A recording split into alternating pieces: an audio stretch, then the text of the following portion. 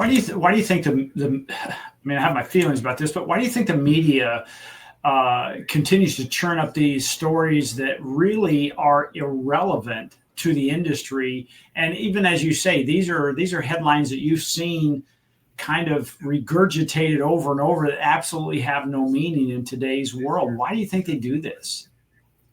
I'm at a loss, Jeff. I don't understand what the motivation would be. I mean, at least if you're going to talk about the mortgage business in 2025, I mean, some of this that's being written, they ought to maybe go knock on a major, residential mortgage lender. I mean, Rocket Mortgage or somebody, or a local broker like us, and we can show you, look, everything's pretty much normal.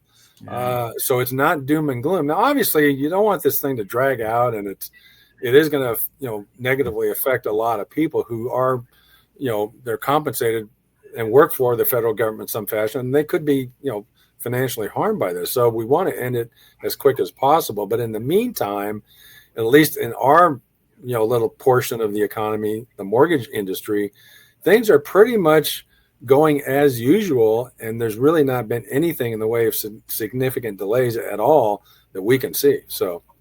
Well, if you look at if you look at this whole shutdown thing, sometimes we say, it's good for one side, but it's bad for the other. And when it's bad for the other, it could be good for. Are there any good and bads or pros and cons for people thinking, hey, I'm a homeowner and I want to refinance or get a HELOC, something of that nature, or somebody buying?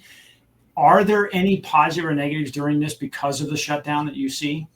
Well, I do. A couple things. First of all, if you own a home,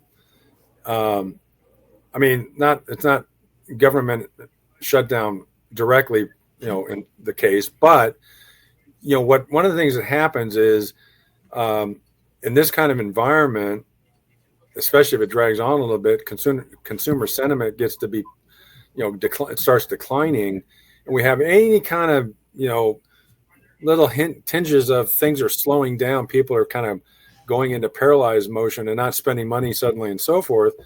That could, if the market reads that, the bond market in particular, that could help bond yields drop. It's that bad news is good news thing.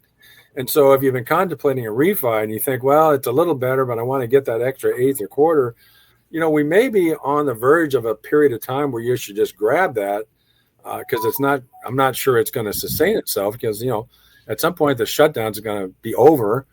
And then the markets are going to start to focus on other data points, other factors, and this will be past history and everybody will forget about it.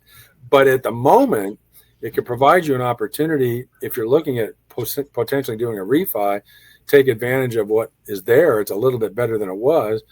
And then, of course, if you're already on a HELOC, you're enjoying this, the quarter we just had, the two more quarters that are projected with pretty high probabilities now that that's going to happen.